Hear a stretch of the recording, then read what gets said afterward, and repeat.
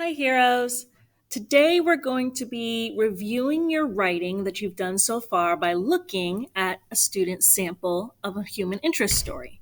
So you note here what we have in mind to do today. So we're going to be looking at some model stories from students last year and see how they zoomed in on one moment. And we're going to be looking at that because I want to model for you what this should look like. So last time in class, you interviewed for your human interest story. So this is what we did last time. In your last at-home class, you interviewed either somebody about your human interest story or you interviewed the person themselves, and you got all of that done and submitted so that we have a record of it. And then you also went through and learned about 6 different types of leads. These are your openings for your article.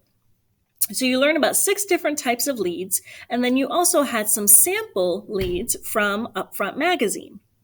Then you went back and you tried to brainstorm and draft some possible leads that you could use for your story.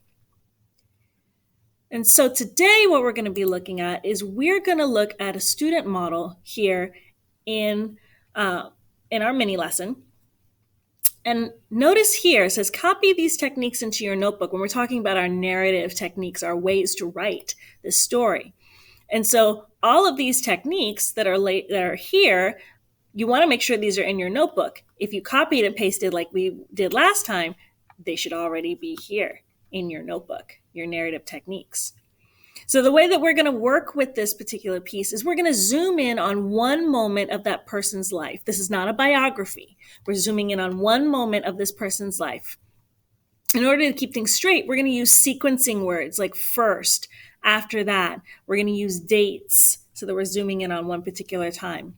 We're going to connect our details to our senses and describe what the person saw, what the people around them heard, how people around them felt. We're going to connect those senses so that our reader can actually be there. And then we're going to add in layered details so the reader can visualize the story. Again, layering in and connecting to our senses. So we're looking at that zoomed in. We're going to be concentrating kind of on that zoomed in moment. We're going to be looking at your lead and your 5 W's paragraph. And so I'm going to show you kind of what that looks like and also the types of comments that you're going to be getting as I give you feedback and conference with you. And so while you're working on these today, I'm going to be calling you up or coming around and conferencing with you, looking at your writing, giving you some feedback, same as you'll see here. So I want to open up one of these samples. And so I've given you 2 student samples here. I'm going to open up sample number 2 for this. And so here we are with sample number 2. And note it says, it all starts with 1. So let's read through here and see what we see. Throughout history, from ancient Egypt to ancient Greece and now to the present, humans have been telling stories of heroes. When people think of heroes, they think of people with superpowers, such as incredible strength, flying, super speed, etc. But being a hero might be even as simple as helping out in a local grocery store or volunteering to help students pursue their dreams through STEM. So this first paragraph is your lead. This is an observational lead. It's observing what people think a hero looks like. And so this is how our reader has chosen to open their article with this observational lead. Let's keep going. One unseen hero that meets this description is Brandon Crawford. He is the STEM and robotics teacher at Creekside Middle School. He has been teaching at Creekside for 2 years. And not only does he teach, but also holds VEX robotics during some afternoons. Mr. Crawford spreads his enjoyment of education and competition to his students and also allows them to pursue something they love. He might seem ordinary to most, but he's a hero to many of his students. And so notice here, this is our 5 W's paragraph. This is what you worked on at home with your interview, gathering that information about your interviewee. And so this is where our person is introduced in this 5 W's paragraph, telling who they are, where they are, what they're doing, why. And so here is where we introduce the subject of our human interest story in this 5 W's paragraph. Okay? Moving on, it says opportunities for many futures. On December 5th, 2019, when most students were catching the bus, Others are traveling into room 207 to join Mr. Crawford in VEX Robotics. When you enter the room, you see students from different grades collaborating and sharing ideas. You hear laughter and discussions of different types of builds. You can feel teamwork, creativity, and sharing in the air. Oh my gosh, heroes, look at these details.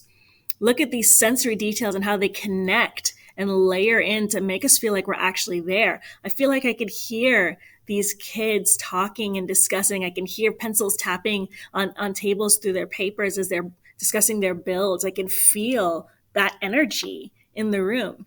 And that's what these sensory details do for us, is they bring us into the story, which is what we want to do with our readers. And notice here, we have this sequencing transition on December 5th, 2019. So this is a transition into time. So we know exactly that moment that we're going to be zooming in on here. Now, notice here off to the side that I've made some comments here. These are particular for you, but as we go through and you write, you are going to be receiving comments from me very similar to this. So if I want to make a comment on this, I will give you suggestions. I may be giving you feedback. And so let's continue here and see what we see and see if there's anything here that I need to make suggestions about. So during those hours, creativity is turned into ideas. Ideas are inspired into more designs that are developed into better solutions. Mr. Crawford encourages students to build what they desire, and he provides the kits for the robots and the opportunity for competing with other teams. Really nice sensory details here. Continuing. Mr. Crawford manages all the fundings of competitions in each robotic kit. Selling locker shelves is currently our only funding, Mr. Crawford states. Before the school year starts, during the pickup days, Mr. Crawford sets up a stand in the cafeteria and sells locker shelves for $20 a set. Mr. Crawford spreads his interest in robotics throughout the whole school. Students who do not usually talk to each other merge, share their ideas, and learn from others. Mr. Crawford creates an atmosphere of spreading opportunities, giving students something new that they can experience. Now, notice the difference here. In these two paragraphs, we're very specific. Our details are very sensory and very specific. But as we continue on, we seem to get more general, don't we? We give a general idea here of what Mr. Crawford does. And he's selling the lockers for funding. He spreads his interest in robotics throughout the school. He introduces VEX Robotics to the whole school. And so we've gone from specific to pretty general, and we don't want to do that. So if I wanted to make a comment for the student here, I might highlight this section and then make a comment for them. And then I might say, suggestion, zoom in on one particular day. Be specific. Avoid generalizations. So we want to zoom in on one particular day. I might suggest zoom in on a competition day. That way they can talk about that competition day, give us the details. I want you guys to tell the story from beginning to end. And so if they zoom in on that competition day, they can tell what happened, how the students feel about it, what they see, what they hear, and we can really zoom in on that one moment with Mr. Crawford and with his robotics team, and kind of to see what they experience and what they do. So we need to avoid being general. We want to be as specific as possible as we can. And so zooming in on that one moment will help.